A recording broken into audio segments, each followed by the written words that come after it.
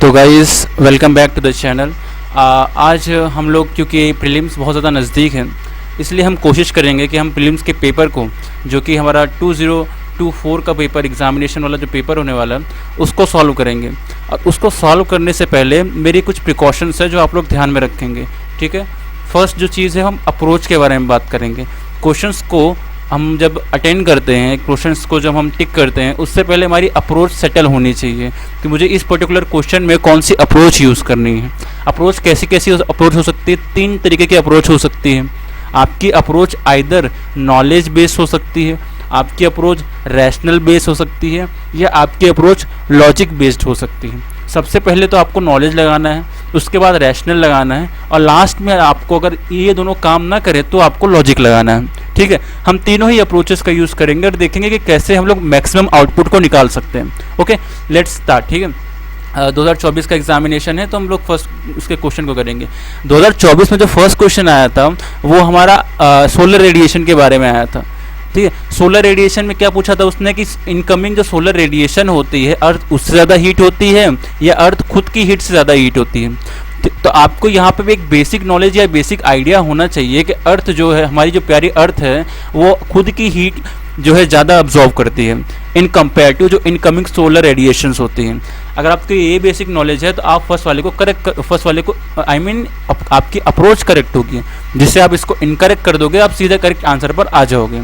लेकिन what if आप बोलो कि ये व्हाट इफ मुझे कुछ आता ही नहीं है, या व्हाट इफ मैं नहीं जानता सोलर रेडिएशन के बारे में, या मैं पैनिक कर गया हूँ और मुझे याद नहीं आ रहा है, तो ऐसे में क्या कर सकते हैं? ऐसे में आप दूसरी अप्रोच का सहारा ले सकते हो। जैसा कि मैंने कहा, पहले आपको नॉलेज बेस्ड अप्रोच लगानी है, फिर रैशनल बेस्ड अप्रोच लगानी है, फिर लॉजिक बेस्ड अप्रोच लगानी है। क्योंकि यहाँ पर रैशनल बेस्ड ज़्यादा अप्रोच होगी नहीं, तो हम लॉजिक बेस्ड अप्रोच यहाँ पर यूज़ करते हैं। लॉजिक बेस्ड अप्रोच क्या होगी?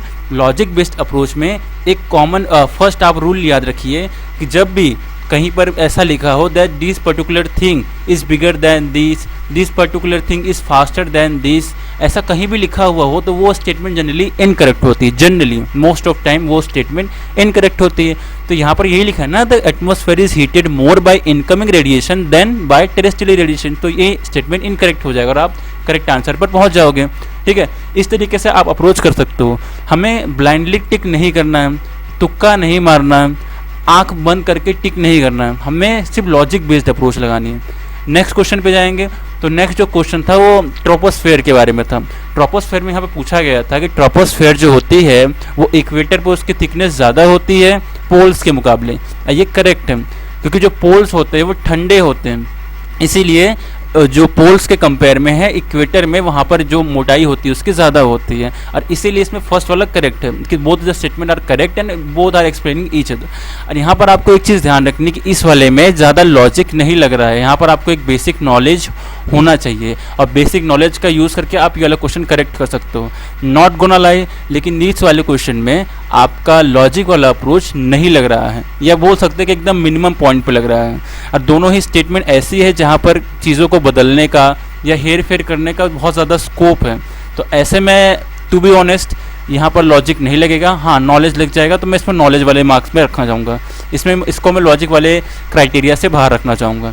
थर्ड वाला जो क्वेश्चन है उसमें मेनली ये पूछा गया है कि जब एक वोल्केनो इरप्ट होता है तो उसमें से क्या क्या निकलता है। अब आप एक जनरल आइडिया लगाओ कि एक जो स्टूडेंट होगा, क्या उसने ये पढ़ा होगा कि जब वोल्केनो इरप्ट होता है तो उसमें से क्या क्या निकलता है। चलो मान लेते हैं कि 10%, 90% स्टूडेंट नहीं, 10% स्टूडेंट्स ने पढ़ रखा होगा कि वोल्केनो जब इरप्ट होता है तो उसमें से क्या क्या निकलता है, या कौन कौन से प्रोडक्ट उसके इरप्शन से आते हैं। But what about other 90% student, क्या उनका आंसर इनकरेक्ट हो जाएगा? नहीं, इनका इनकरेक्ट नहीं होगा। आप खुद एक जनरल आइडिया लगाइए कि जब वोल्केनो इरप्ट होता है तो बहुत सारी एशेस, दुनिया भर की लावा और बहुत सारी गैसेस निकलती हैं। तो क्या किसी साइंटिस्ट ने अंदर जाके देखा है कि डेब्रिज नहीं निकलती है या निकलती है, एशेस नहीं निकलती है क्या निकलती है? नहीं। और सपोज दैट आप बोलोगे nitrogen compound, what about nitrogen compound, अगर वो नहीं निकलता हो तो हो सकता है कि नाइट्रोजन कंपाउंड ना निकलता हो, लेकिन व्हाट इफ कि वोल्केनो की इरप्शन से निकलने वाली जो गैसेस हैं वो इन्वायरमेंट की गैसेस से मिक्सचर होकर नाइट्रोजन को क्रिएट कर दें। चांसेस तो हर चीज़ की पॉसिबल है, क्योंकि ये साइंस टेक्नोलॉजी प्लस इन्वायरमेंट का क्वेश्चन है, इसीलिए हम इसको ऑल ऑफ द अबव में लिखेंगे। क्योंकि पॉसिबिलिटी के हिसाब से अगर 0.1% भी वो गैस उसमें से इरप्ट हो रही है तो वो करेक्ट हो जाएगा, इसलिए हम इसमें ऑल ऑफ द अबव लिखेंगे। हमने यहाँ पर ब्लाइंडली गेस नहीं किया, हमने यहाँ पे आंख मूंद करके आंसर नहीं लगाया है, हमने जनरल आंसर लगाया है कि यहाँ पर आंसर क्या हो सकता है।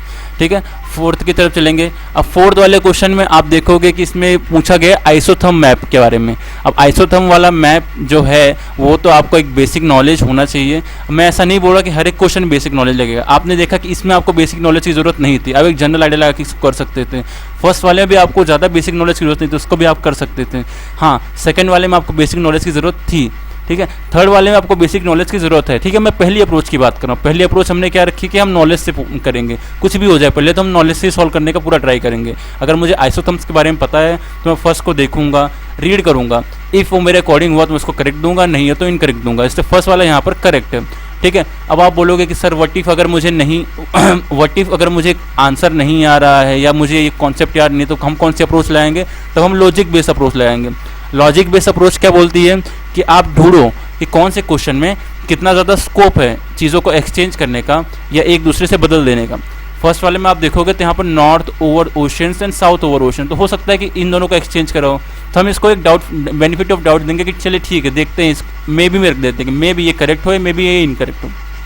सेकेंड वाले को हम पढ़ते हैं that presence of the cold ocean current Gulf or in a Gulf Stream North Atlantic Drift make the North Atlantic Ocean colder and the isotherm bend toward the north. यहाँ पर हो सकता है कि यहाँ पर इन्होंने Gulf Stream, North Atlantic Drift इनको एक चेंज किया हो। और आप देखोगे जब किसी भी क्वेश्चन में, ये आप दूसरा रूल रख लीजिए कि किसी भी क्वेश्चन में जब किसी भी वर्ब का सुपीरियर फॉर्म यूज़ किया होता है, कोल्ड का कोल्डर, वार्म का वार्मर, या ऐसा कोई भी फॉर्म यूज़ किया होता है वो जनरली इनकरेक्ट होता है।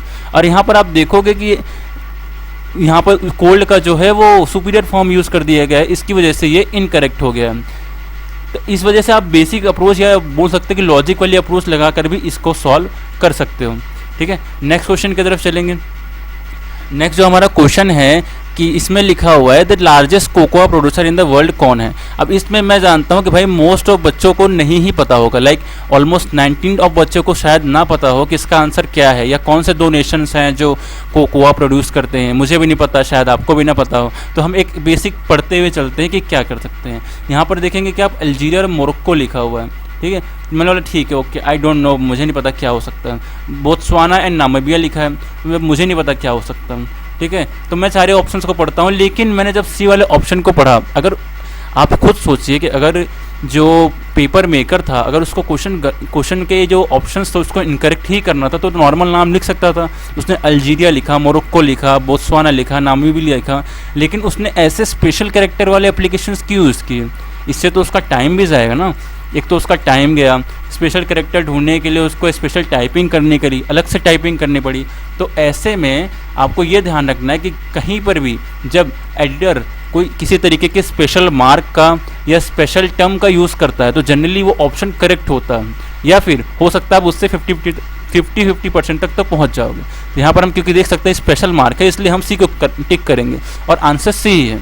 ठीक है, नेक्स्ट अप्रोच कर सकते हैं। यहाँ पर हमने, आप देखोगे हमने कोई भी ऐसा ब्लाइंड तुक्का नहीं मारा, हमने एक जनरल आइडिया लगाया कि अगर पेपर मेकर ने ये लिखा क्यों, यहाँ पर सी ऑप्शन में इतना स्पेशल कैरेक्टर साथ यहाँ पर लिखा क्यों, उस अप्रोच के साथ हमने उस क्वेश्चन को अप्रोच किया।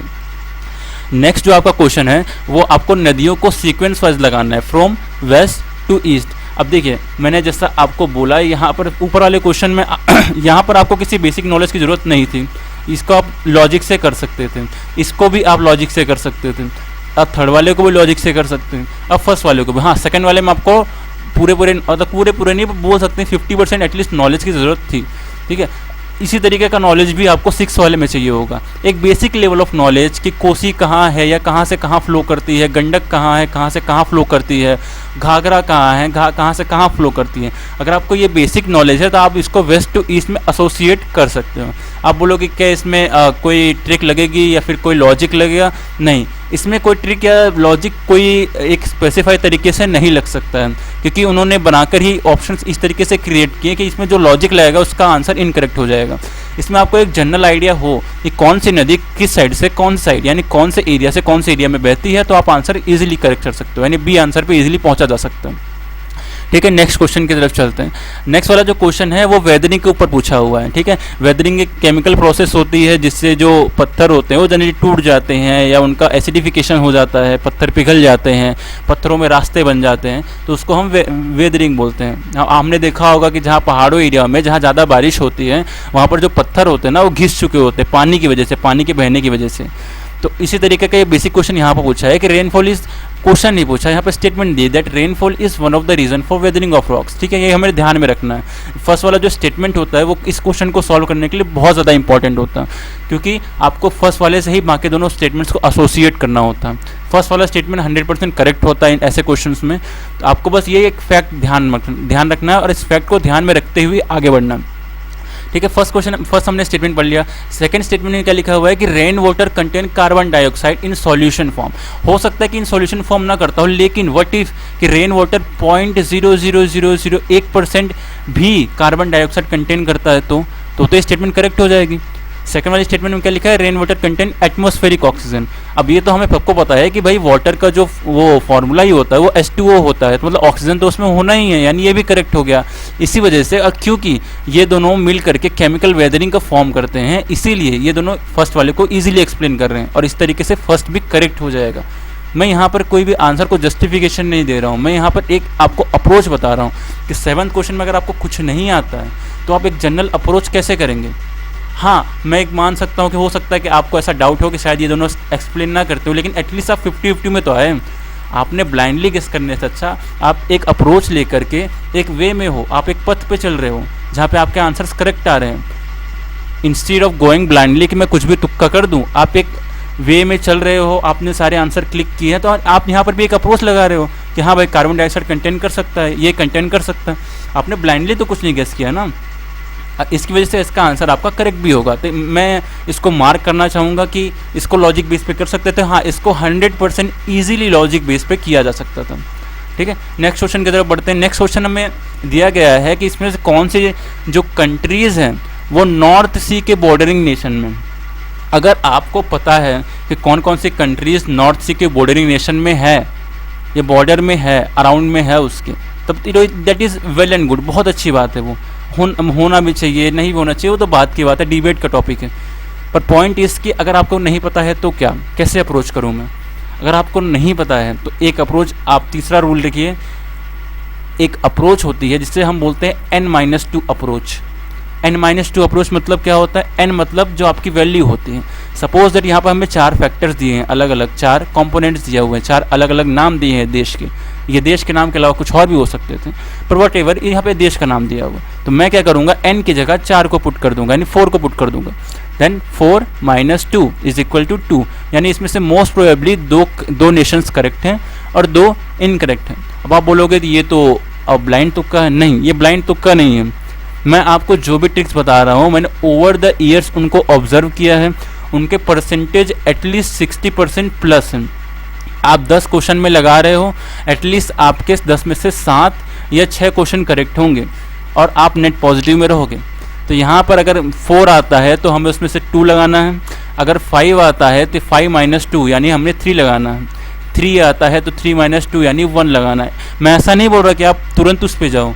अगर आपको थोड़ा बहुत आइडिया है कि वटी फिनलैंड है कि नहीं है, अगर आपको पता है कि नहीं है तो आप उसको क्रॉस करो, आगे बढ़ो। नॉलेज आपको प्रायोरिटी में रखना है, फिर उसके बाद रैशनल आपको लगाना है, और सबसे जो लीस्ट यानी सबसे लास्ट में आएगा वो लॉजिक आएगा। हम लॉजिक क्यों यूज़ करते हैं, लॉजिक इसलिए यूज़ कर रहे हैं ताकि हमें ब्लाइंडली किसी चीज़ पे ना जाना पड़े, हम एक अप्रोच को फॉलो कर सके, एक पथ को फॉलो कर सकें, ताकि हम एटलीस्ट आंसर के आसपास आ सकें।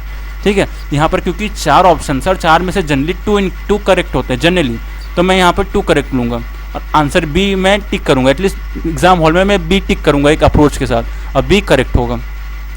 अब ऊपर की तरफ चलते हैं। ऐसे ही क्वेश्चन ऊपर पूछा हुआ, ऊपर आपको एक फिल इन बॉक्स दे दिया है जिसमें मैचिंग पेयर्स दी हुई है। अब मैचिंग पेयर्स में सबसे ज़्यादा दिक्कत ये होती है कि हो सकता है कि आपको किसी एक पर्टिकुलर चीज़ का नॉलेज हो, आपको वाटरफॉल का नॉलेज हो, आपको रिवर का नॉलेज हो, लेकिन आपको रीजन का नहीं पता। हो सकता है आपको रीजन का पता है, रिवर का पता है, लेकिन वाटरफॉल का नहीं पता। ये वाली जो चीज़ें होती हैं ये इस वाले क्वेश्चन को बहुत ज़्यादा हार्ड वाली कैटेगरी में डाल देती है। अब बच्चे अक्सर इसको देख करके परेशान हो जाते हैं, पैनिक कर जाते हैं। आपको पैनिक नहीं करना, आपको अप्रोच फॉलो करनी है। मैंने आपको क्या बोला है कि n-2 अप्रोच, आप जब आपको कुछ नहीं आ रहा हो तो आप n-2 अप्रोच फॉलो करो। 10 में से एटलीस्ट 6 क्वेश्चन करेक्ट होंगे। तो यहाँ पर भी मैं n-2 अप्रोच फॉलो करता हूँ। मैंने n की जगह रख दिया 3, क्योंकि 3 अलग अलग कॉम्पोनेंट है। 3 - 2 = 1, यानी इसमें से बहुत मोस्ट प्रोबेबली चांस है कि एक ही करेक्ट है, बाकी 2 इनकरेक्ट हैं। तो उस हिसाब से मैं 1 ओनली पर टिक करूँगा। और देख 10 क्वेश्चन की तरफ चले तो 10 क्वेश्चन भी वैसा ही है। उसमें भी आपको एक बॉक्स दे दिया है जिसमें रीजन, माउंटेन और टाइप ऑफ माउंटेन आपको याद करना पड़े। अब हो सकता है कि 90% बच्चों को तो ये नहीं ही पता होगी, 10 या 5% बच्चे ही होंगे जिनको ये तीनों पता होगा, एग्जैक्ट नाम के साथ और एग्जैक्ट माउंटेन टाइप के साथ। आपको नहीं पता है, आपने देखा है कि इसमें 4 कंपोनेंट हैं, आप n-2 अप्रोच फॉलो करते हो और आपने बी आंसर लगाया और आपका आंसर करेक्ट है। मैं ये नहीं बोल रहा कि ये वाले आंसर हमेशा करेक्ट होंगे, पर मोस्ट प्रोबेबली हर टाइम ये करेक्ट नहीं होंगे, लेकिन 10 में से 6 बार ये करेक्ट होंगे और आप नेट पॉजिटिव में रहोगे।